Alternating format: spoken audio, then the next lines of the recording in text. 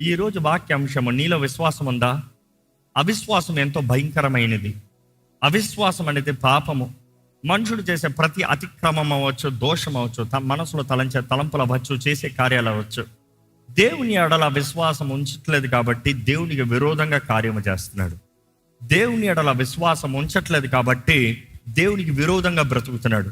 దేవుని ఎడల భయభక్తులు లేదు కాబట్టి దేవుణ్ణి is taking him for granted. ఏం చేస్తాడులే ప్రభు, ఏం జరుగుతుందిలే. కానీ జ్ఞాపకం చేసుకోండి, దేవుడు ప్రతి అవిశ్వాసని కఠినంగా తీరుస్తాడు. ఈరోజు మనలో విశ్వాసం ఉందా? దేవుని సన్నిధిలోకి వచ్చారు, ఏది మీ విశ్వాసం ఏంది? ఎందుకంటే ఈరోజు ఈ వాక్యం అనేటప్పుడు పరీక్షించుకోవాలి. దేవుని ఎడల నమ్మకం ఉంచుతున్నామా, లేకపోతే ఆయన వాకుకు విరోధంగా ఉంటున్నామా? బైబిల్లో చూస్తాము ఒక సంఘటన. 2 రాజుల గ్రంథము 6వ అధ్యాయము 24వ వచనం నుండి చదువుదామండి. అటు తర్వాత సిరియా రాజైన బెన్హదదు తన సైన్యం అంతటిని సమకూర్చుకొని వచ్చి షోమ్రోనుకు ముట్టడి వేసెను. అప్పుడు షోమ్రోనులో గొప్ప క్షామము కలిగి ఉండగా గాడిద యొక్క తల 80 రూపాయలకును, పావురపు రెట్ట 5 రూపాయలకును అమ్మబడెను. అక్కడ పరిస్థితి చూడండి. శత్రు చుట్టుముట్టిన దాన్ని బట్టి లోపట ఉన్న వారు బయటికి వెళ్తానికి లేదు, సంపాదించుకోవడానికి అవకాశం లేదు, పనులు చేసుకుంటానికి అవకాశం లేదు, ఏది ట్రేడింగ్ జరుగుతానికి అవకాశం లేదు. ఆహారం లేని పరిస్థితుల్లో వారు ఉన్నదంతా తరిగిపి చివరికి ఏమీ లేని పరిస్థితుల్లోకి వెళ్ళిపోయారు. మనం గమనిస్తున్నాము ఎంత హీన స్థితిలోకి వెళ్ళారో చూస్తున్నాము. ఒకసారి చదువుదామండి. గాడిద తలకాయ 80 రూపాయలకును, పావురపు రెట్ట 5 రూపాయలకును అమ్మబడెను. గాడిద తలకాయ, పావురపు రెట్ట ఎవరైనా తింటారా? యూదులు అసలుకే తినకూడదు, ఎందుకంటే గాడిద తలకాయ అపవిత్రమైంది, తినడానికి లేదు. బట్ దెన్ గాడిద తలకాయ, పావురపు పెంట. సో అలాంటి పరిస్థితులకు దిగజారిపోయారంట. అది ఏది ఫ్రీది కాదు, you have to pay money. అంత కరువు పరిస్థితుల్లో, అంత కరువు పరిస్థితి మాత్రం కాదు, ఇంకా హీన స్థితిలోకి వెళ్ళిపోతున్నారు. ఎంత హీన స్థితిలోకి వెళ్ళారు అన్న ప్రశ్న వచ్చేటప్పుడు ఒక స్త్రీ రాజు దగ్గరకు వస్తుందంట. రాజు దగ్గరకు వచ్చి రాజు దగ్గర కేకేసి తన బాధ చెప్పుకుంటుందంట. తన బాధ ఏంటి? ఎక్కడ చదవండి, ఆ మాట చదువుదామా? నీ విచారమునకు కారణమేమని అడుగుగా అది, ఈ స్త్రీ నన్ను చూచి నేటి ఆహారమునకు నీ బిడ్డను ఇమ్ము, రేపు మనము నా బిడ్డను భక్షించుదము అని చెప్పినప్పుడు, నీ బిడ్డను ఈ రోజు తిందాము, రేపు నా బిడ్డను తిందాము. ఎలాంటి పరిస్థితికి వెళ్ళారంట? తల్లి బిడ్డను చంపుకునే తినే పరిస్థితికి వెళ్ళారంట. అయ్యో, రాజా మాట విన్న వెంటనే ఏమంటున్నాడు చూడండి, ఒకసారి చదువుదామా? ఆ స్త్రీ మాటలు విని తన వస్త్రములను చింపుకొని ఇంకా ప్రాకారం మీద నడిచిపోవచ్చుండగా జనులు అతన్ని తేరి చూచినప్పుడు లోపల అతని ఒంటి మీద గోనె పట్ట కనబడెను. ఏంటంట? రాజు తన వస్త్రాలను చింపుకున్నాడంట. ఏం చేస్తావు, నా వల్ల ఏం చేయలేకపోతున్నాను. కానీ ఒక మాట జ్ఞాపకం చేసుకోండి, రాజు దుఃఖంలో ఉన్నాడని తెలియజేయబడుతుంది. ఎందుకంటే గోనిపట్ట, దుఃఖంలో ఉన్నాడు. రాజు దుఃఖంలో ఉన్నప్పుడు ఏం చేయాలి? ప్రభువా సహాయం చేయి, లేకపోతే ప్రవక్తని పిలిపించి దేవుడు ఏం చేయమంటున్నాడు? ఎందుకంటే ఆ రోజు ప్రవక్త ఉన్నాడు అక్కడ, ప్రవక్తల కాలము, ప్రవక్త ఉన్నాడు. దేవుని దగ్గర ఉండే మాట తెలియజేయగలిగిన వ్యక్తి. అందులో ఎలీషా లాంటి గొప్ప ప్రవక్త ఉన్నాడు. ఎలీషా దగ్గర ఏమని అడగాలి? గతంలో వారు వచ్చినప్పుడు వారిని అలా గుడ్డితనంతో వారి మార్గాన్ని తొలగించి వారిని మన చేతుల్లోకి సరెండర్ చేయించలేదా? ఈసారి కూడా ప్రార్థన చేయవా, కార్యము చేయవా అని అడగాలిగా. కానీ ఈ రాజు ఏమంటున్నాడు తెలుసా? షాపాతు కుమారుడు ఎలీషా యొక్క తల ఈ దినమున అతని పైన నిలిచి ఉన్నడలా దేవుడు నాకు గొప్ప అపాయము కలుగు చేయను గాక. ఈ దినం తన తల మీద ఉంటే దేవుడు నాకు కీడు జరిగించిన. ఇదంతా ఎవరి వల్ల వచ్చింది? ఈ కరువు ఎలీషా ద్వారంగా వచ్చిందని ఎలీషా మీదే తిరుగుతున్నాడు. ఎలీషా ఏమైనా చేశాడు కీడు వస్తానికి? Then why is he against him? ఈరోజు ఎంతో మంది దేవుడు చేసే కార్యాలకి దేవుడి సహాయాన్ని కోరకుండా అపవాది కార్యాలకి దేవుడి మీద నేరాలు మోపుతున్నారు. ఇక్కడ చూస్తే ఈయన అంటున్నాడు, ఈ దైవజనుని బట్టి ఈ గొడవంతా, ఈయన తలకాయని లేపేస్తాను చూడు, ఈయన నరికించేస్తాను చూడు అన్నాడు. కానీ నెక్స్ట్ సీన్ మనం చూస్తాము, దైవజనుడు తానే వస్తున్నాడు. ఎందుకంటే మీరు అక్కడ సంఘటన అంతా చదివితే మీకు అర్థమవుతుంది. ఎలీషా రాజు ఇంటికి వచ్చాడు, రాజభవనంలోకి వచ్చాడు. వచ్చి చెప్తున్నాడు కింగ్స్ కోర్ట్లో, రాజా నీకు వార్త ఏంటి? చదువుదామండి 7వ అధ్యాయం 1వ వచనం. ఎలీషా రాజుతో ఇట్లనెను, యెహోవా మాట ఆలకించుము. యెహోవా సెలవిచ్చినదేమనగా, రేపు ఈ వేళకు షోమ్రోను ద్వారమందు రూపాయి 1 ఒక మానిక సన్నని పిండియు, రూపాయి 1 2 మానికల యవలను అమ్మబడును. అందుకు ఎవరి చేతి మీద రాజు ఆనుకొని ఉండెనో ఆ అధిపతి, యెహోవా ఆకాశమందు కిటికీలు తెరచినను అలాగు జరుగునా అని దైవజనునికి ప్రత్యుత్తరమీగా, అతడు, నీవు కన్నులారా దానిని చూచిదవు గాని దానిని తినకుందువని అతనితో చెప్పెను. మనం చూస్తున్నాము అక్కడ ఎలీషా వెళ్ళి దేవుని దగ్గర నుండి వచ్చిన మాట చెప్తున్నాడు. ఏమని? దేవుని మాటని విను రాజా, రేపు ఈ సమయానికి ఏమంటున్నాడు? రూపాయి 1 ఒక మానిక సన్నని పిండియు, విచ్ మీన్స్ చీప్, అంత తక్కువ ధరలో ఇదిగో పిండి దొరకబోతుంది, ఫైన్ ఫ్లోర్.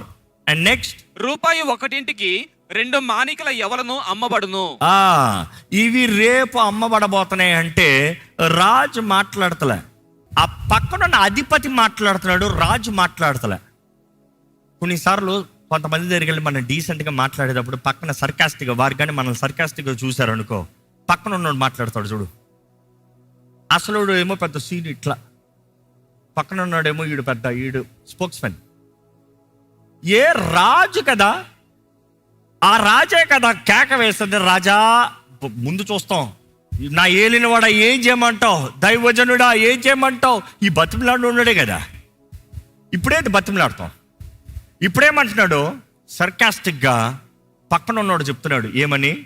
దేవుడు ఆకాశ కిటికీలు తెరిచినా కూడా సమృద్ధి ఉంటుందంట, సరిపోతుందంట.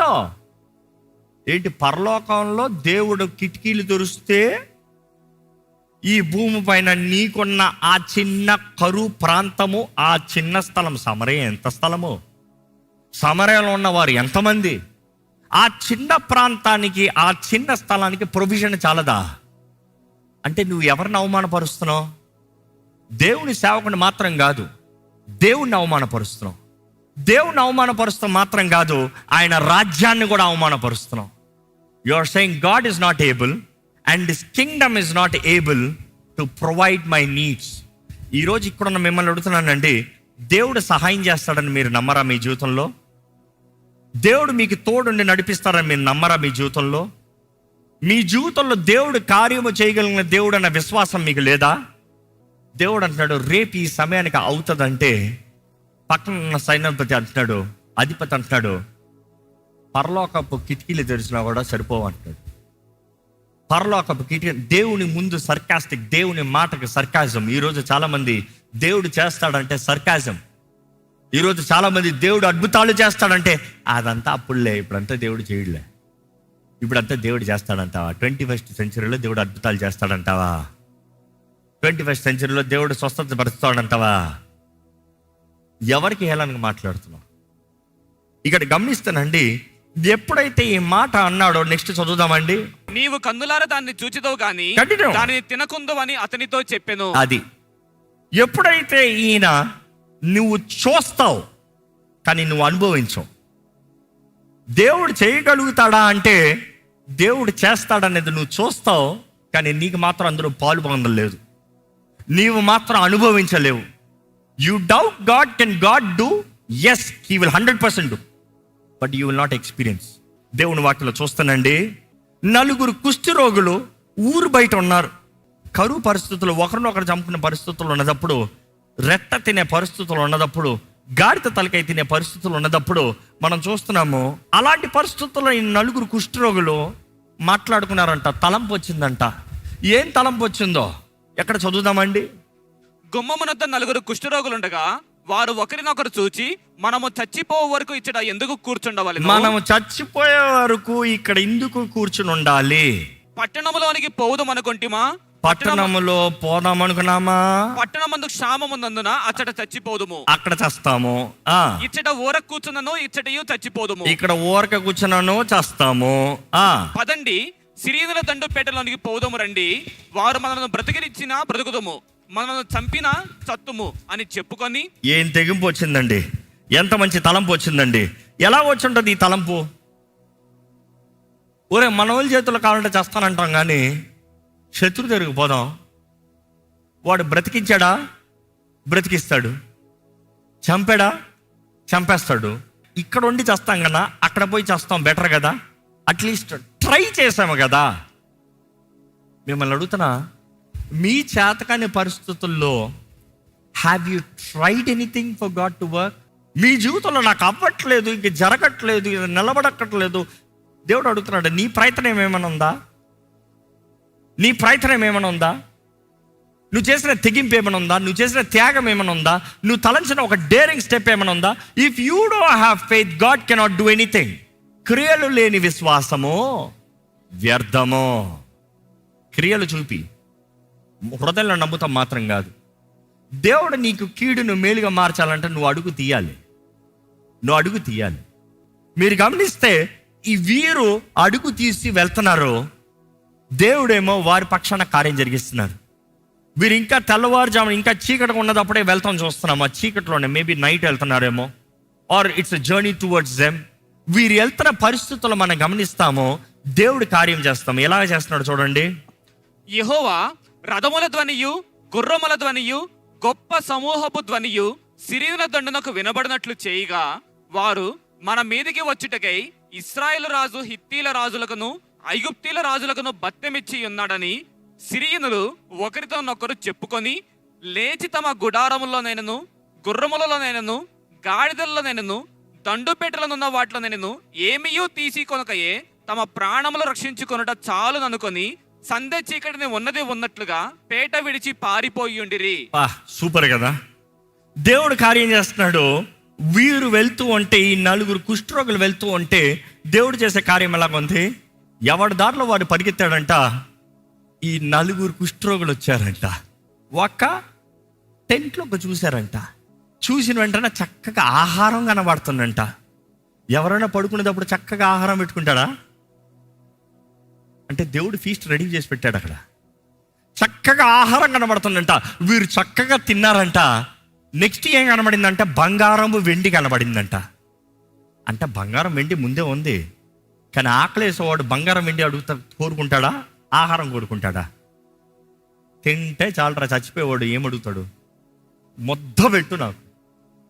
వారు తిన్న తర్వాత బంగారం వెండి తీసుకుని వెళ్ళి దాచిపెట్టుకుని మరలా వచ్చారంట. మరలా ఇంకో టెంట్ ఓపెన్ చేశారంట. అక్కడ ఎవరు లేరు, అక్కడ తీసుకున్నారంట. ఫస్ట్ టైం ఆకలితో తింటాం వేరు.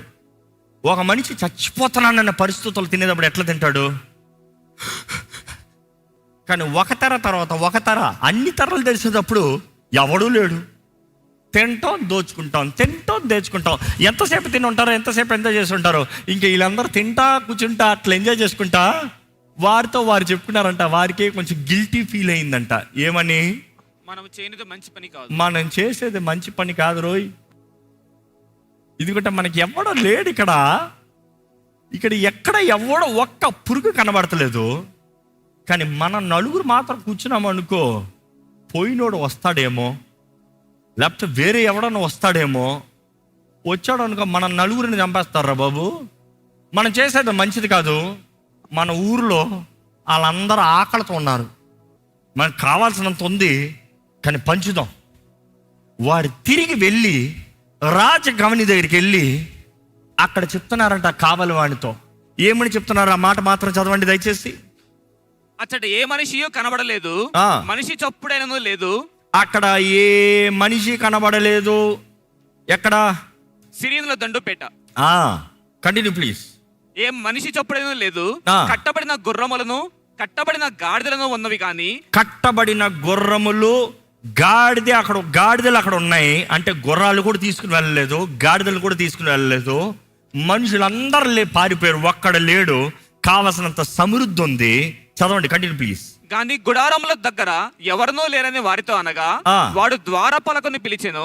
వారు లోపల ఉన్న రాజు ఇంటి వారితో ఆ సమాచారము తెలియజెప్పగా రాజు రాత్రి యందు లేచి తన సేవకులను పిలిచి, సిరియనులు మనకు చేసిన దానిని నేను మీకు చూపింతును. అబ్బా, ఏం డైలాగ్ కొడుతున్నాడు. ఆగండి, వీళ్ళు చక్కగా వెళ్ళి గేట్స్ దగ్గర, సిటీ గేట్స్ దగ్గర చెప్తున్నారు. అక్కడ నుండి రాజ గేట్ దగ్గరికి వెళ్ళింది ఆ వార్త. అక్కడ నుండి మాట వెళ్ళిన తర్వాత రాజు రాత్రికి లేచి దేవుడి కార్యము చేస్తున్నాడని తలంపు రావట్లే. ఇది కూడా వాస్తవానికి ఎవరు చెప్పారు ఆ మాట? ఎలీషా ప్రవక్త చెప్పాడు, రేపు ఈ సమయానికి సమృద్ధి ఉంటుందని. కానీ ఆ మాట జ్ఞాపకం రావట్లేదు. ఈయనేమంటున్నాడు? ఆ సిరియల్ బుద్ధే. ఆ సిరియల్ ఏమనుకున్నారు? వీరు ఐగుప్తుతో హిత్తీలతో కలిసి మనకి దాడి చేస్తానికి వస్తున్నారా అని పారిపోయారు. ఇక్కడ ఇశ్రాయేల్ రాజు ఏమనుకుంటున్నారు? వీళ్ళేమో దాక్కుని కుట్ర వేసి మనం ఆకలికి వాళ్ళ దగ్గర వస్తామని, వారు మనం ఒకేసారి చంపేద్దామని వారు కుట్ర పండారు. చూసి ఈరోజు మనం కూడా కొంతమంది దేవుడు కార్యాలు చేసేటప్పుడు దేవుడు చేస్తున్నాడు అనేది నమ్మట్లే.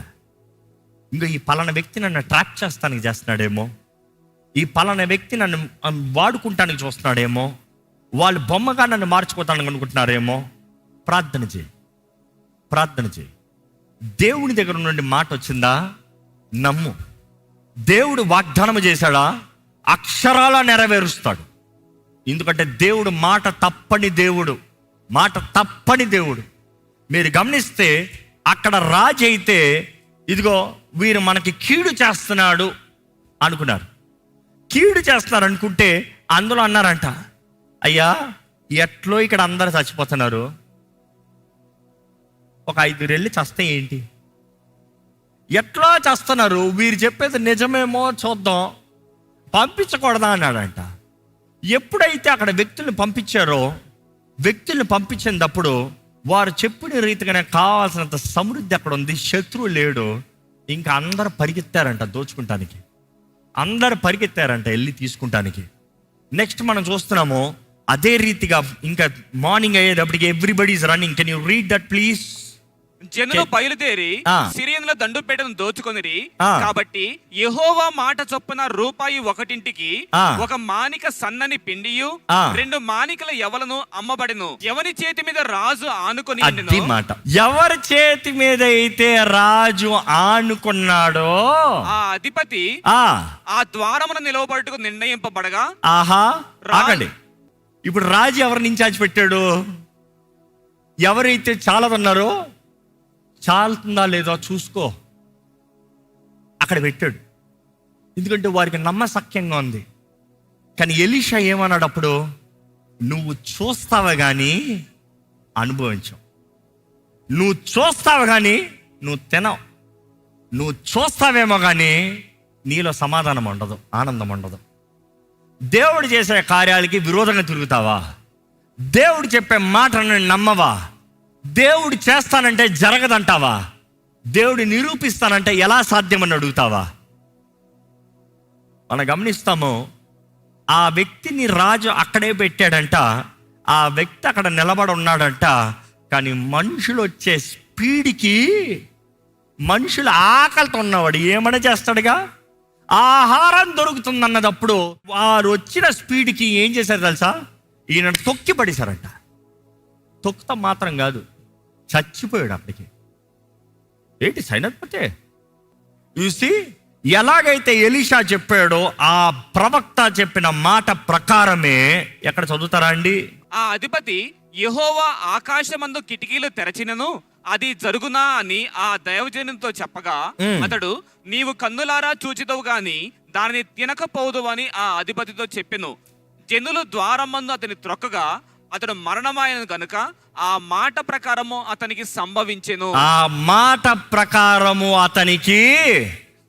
ఈ రోజు అడుగుతున్నాను, మీ మాట ఏంటి? మీ మాట ఏంటి? ఎందుకంటే ఇది కేవలం కథ కాదు, నేను కథలు చెప్తానికి రాలేదు. ఇది దేవుడు మీతో మాట్లాడుతున్నాడు. మీ జీవితంలో చేసే నిర్ణయాలు ఏంటి? నీ కార్యాలు చూసి నీ మాటలు ఏంటి? What is your situation? What is your battle? What is your famine? నీ కరువు ఏంటి? ఏ విషయంలో ఆకలితో ఉన్నావు? ఏ విషయంలో ఆకలితో వెతుకుతున్నావు? ఏ విషయంలో ఇంకా అవ్వదు, నాకు జరగదు, నాకు కుదరదు, నా వివాహం ఇంకా నిలబడదు అనుకుంటున్నావా? లేకపోతే నా జీవితం, నా కెరీర్ ఇంకా నాశనం అనుకుంటున్నావా? నా చదువులు ఇంకా విఫలమైపోయాయి అనుకుంటున్నావా? లేకపోతే ఏంటది? What is that you think it is over? ఇంకా నాకు జరగదు, I think I'm done, I'm over అనుకుంటున్నావేమో. కానీ ప్రభు మాట్లాడుతున్నాడు. ప్రభు చెప్పేది ఒకటే, నమ్మువానికి సమస్తము సాధ్యము. దేవుడు నీ జీవితంలో వాగ్దానం చేసింది దేవుడు చేస్తాడు. ఆయన మాట నమ్మదగినది.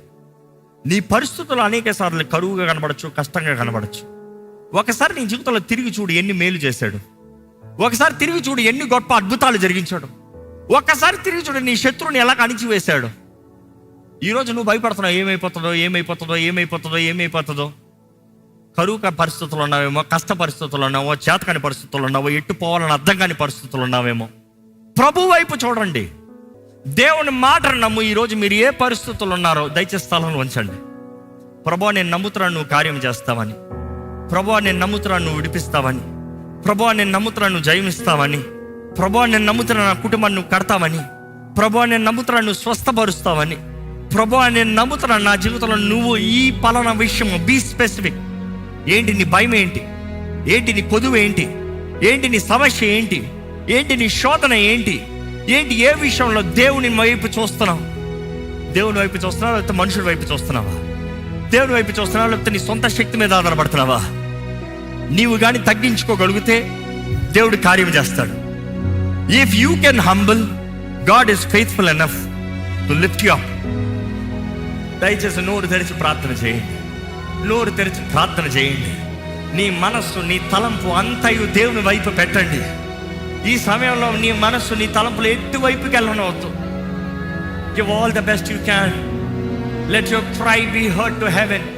దేవుని సన్నిధిలో నీ స్వరం వినిపించబడితే, దేవుని సన్నిధిలో నీ కేక వినిపించబడితే, దేవుడు నీ వైపు తన దృష్టిని చూపగలిగితే, నీ విశ్వాసమును ఆయన వైపు ఎత్తి చూపగలిగితే నిశ్చయముగా కార్యము చేస్తాడండి. నిశ్చయముగా కార్యము చేస్తాడండి. మాట ఇచ్చే నెరవేర్చే దేవుడు. నమ్ము నమ్ము నమ్ము. నేను ఇంకొక పోరాటంలో ఉన్నానంటే దేవుని స్తుతించు, దేవుని స్తుతించు. దేవుని చేతుల్లో సమర్పించుకుని దేవుని స్తుతించండి. నేను ఇంకా పోరాటంలో ఉన్నాను అన్నవారైతే మీరు దేవుడికి సమర్పించుకుని దేవుడు స్తుతించండి. నీకు జయం ఇచ్చే దేవుడు ఉన్నాడు, నీకు విడుదలనిచ్చే దేవుడు ఉన్నాడు, నీకు తోడు నీ నడిపించే దేవుడు ఉన్నాడు, నీ జీవితంలో కార్యము జరిగించే దేవుడు ఉన్నాడు. ఇదిగో ఇక్కడ ఉన్నాడు, మన మధ్యలో ఉన్నాడు. ఇదిగో ఆయన వాగ్దానం చేశాడు, మన మధ్యలో కార్యం జరిగిస్తానని. ఇదిగో ఆయన మాట ఇచ్చాడండి, ఇక్కడ జరిగిస్తానండి. నీకు కావాలా? That is the point. Do you want? If you want, say I want lord. నాకు కావాలి ప్రభా నీ సహాయం, నాకు కావాలి ప్రభా నీ తాకుదల, నాకు కావాలి ప్రభా నీ విడుదల, నాకు కావాలి ప్రభా నా కుటుంబంలో నీ జయము, నా జీవితంలో నీ కార్యము జరిగించు. యథార్థంగా అడగండి, అడగండి, అడగండి. అడిగితే దేవుడు ఇప్పుడు జరిగిస్తాడు కార్యం. ఇదిగో ప్రభు నమ్ముతున్నామయ్యా, ఇక్కడ ఉన్న ప్రతి ఒక్కరు నమ్ముతున్నామయ్యా. అవిశ్వాసం, అపనమ్మకం రాకుండా సహాయం చేయమని అనుకుంటాం. నీవు మాత్రమే కార్యము చేసే దేవుడు, నీవు మాత్రమే మార్గాన్ని మార్గము లేని స్థలంలో కలుగు చేసే దేవుడు అయ్యా. నీకు అసాధ్యమైంది ఏది లేదు నమ్ముతున్నాము ప్రభా. ఇదిగోనయ్యా, జీవితాలను మార్చే దేవుడివి, బ్రతుకుల్ని మార్చే దేవుడివి, స్థితిగతుల్ని మార్చే దేవుడివి. నీ దీన సహాయాన్ని మేము వేడుకుంటున్నామయ్యా. మా శక్తి నీవే, మా ధైర్యము నీవే, మా నెమ్మది నీవే, మా బలము నీవే ప్రభా, మా కొండ కోట నీవే ప్రభా. నేను నమ్ముకుంటున్నామయ్యా. చూడయ్యా, సహాయం చేయ్యా. ఇక్కడ ఉన్న మా అందరికీ సహాయం చేయ్యా. ఇక్కడ ఉన్న ప్రతి ఒక్కరికి సహాయం నీవే దయచేయ్యా. మా రక్షణ ఆధారమై ఉన్న యేసయ్యా, నీ సహాయాన్ని వేడుకుంటాం. నీ ఆత్మ తోడు, నీ ఆత్మ బలాన్ని మాకు ఇచ్చే దేవుడు అయ్యా. నీ ఆత్మ తోడు, నీ ఆత్మ బలాన్ని మాకు ఇచ్చి నడిపించే ప్రభువు అయ్యా. ఇదిగోనయ్యా, ఎట్టి పరిస్థితులు ఉన్నవారైనా, ఎట్టి స్థితిగతుల్లో ఉన్నవారైనా, ఎట్టి జీవిత సమస్యలు ఉన్నవారైనా, నీ వైపు చూస్తున్న ప్రతి ఒక్కరికి ఈ క్షణమే నజరేయుడైన యేసు నామములో సహాయం అనుగ్రహించబడునుగాక అని ప్రకటిస్తున్నాము. అనారోగ్యంగా ఉన్న వారికి, ఎవరెవరైతే దేవుని వైపు చూస్తూ నన్ను స్వస్థపరచవా దేవా, నా కీడుని, నా నాశనాన్ని, నా తెగుల్ని, నా శాపం నుండి నన్ను విడిపించవా అని ఎవరెవరైతే అడుగుతున్నాను, ఇదిగో యేసు పొందిన గాయముల దూరంగా యేసు నామములో స్వస్థత కలుగునుగాక అని ప్రకటిస్తున్నాను. ఇక్కడ ఉన్న దేహంలోకి యేసు నామములో ఆజ్ఞాపించబడుతుంది. తల నడినెత్తు నుండి అరిపాదం వరకు యేసు రక్త ప్రోక్షణ ద్వారంగా ఇప్పుడే స్వస్థత కలుగునుగా కానీ ప్రకటించబడుతుంది. చీకటి సమస్యలు అవ్వచ్చు, అపవాది దాడులు అవ్వచ్చు, నిరుత్సాహం మనసు జీవితంలో అవ్వచ్చు, మనసులో నెమ్మది లేని పరిస్థితులు అవ్వచ్చు, కలహాలు, కక్షలు, పగ, అపవాది సంబంధించిన కార్యములు ఎటువైనా కూడా ఇప్పుడే నజరేయుడైన యేసు నామములో ప్రతి అపవాది కార్యములు లయపరచబడునుగా కానీ ప్రకటించబడుతుంది.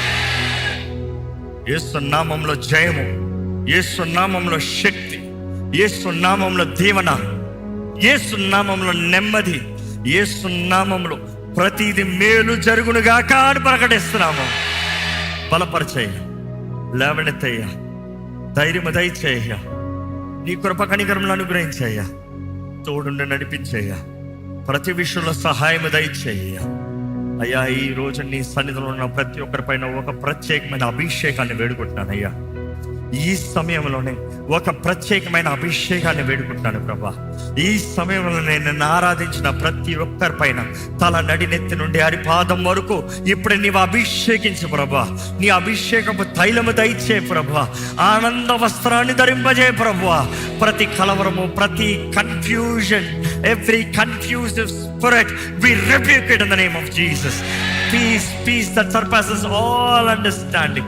సమస్త జ్ఞానానికి మించిన సమాధానము యేసు నామములో మా మనసుల్లోకి అనుగ్రహించబడునుగా కానీ ప్రకటిస్తున్నాను. ధైర్యము దయచేయ, నెమ్మది దయచేయ, దీవెన దయచేయ. ఏ పరిస్థితి అయినా క్రీస్తు వైపు చూస్తామని ప్రకటిస్తున్నామయ్యా. పరమ తండ్రి, నీ ప్రియ కుమారుడు నామములో మాకు రక్షణ అనుగ్రహించబడింది. యేసు నామములో మాకు జయం అనుగ్రహించబడింది. యేసు శిలువలో చేసిన కార్యాలను బట్టి మేము నీతిమంతులుగా మార్చబడ్డాం. నీ ఆత్మ శక్తి, నీ ఆత్మ సహాయం మాకు అనుగ్రహించబడిందని నమ్ముతున్నామయ్యా. నీ వాక్యము సెలవిస్తున్న రీతిగా నన్ను బలపరచు క్రీస్తుని బట్టి నాకు అన్నీ సాధ్యమే. యేసుప్రభా, నీవు చెప్పిన రీతిగా ఆవగింజంత విశ్వాసం ఉంటే నమ్మితే నమ్మువానికి సమస్తము సాధ్యమన్నావయ్యా. ఈరోజు మేము నమ్ముతున్నాము ప్రభా. మా స్థితిగతుల్లో, మా జీవితంలో జయమిచ్చే దేవుడు, మా జీవితంలో మార్పునిచ్చే దేవుడు, మా జీవితంలో నెమ్మదినిచ్చే దేవుడు, మా జీవితంలో కావాల్సిన పరిష్కారాలను ఇచ్చే దేవుడు, మా జీవితాలను నెమ్మలపరిచే దేవుడు, మా జీవితాలను చేపట్టుకుని నడిపించే దేవుడు, ఎక్కలేని ఎత్తైన కొండపైకి మమ్మల్ని ఎక్కించే దేవుడు అయ్యా. నీ కార్యంలో, నీ క్రియ, నీ గొప్ప తలంపులు మా జీవితంలో నెరవేర్చమని వేడుకుంటూ విత్తన వాక్యాన్ని ముద్రింపు చేయి. చేయబడిన ఆరాధనలు దీవించమని నజరేయుడైన యేసు నామములో అడిగి విడుచున్నాము తండ్రి, ఆమేన్. దైవం నీవయ్యా.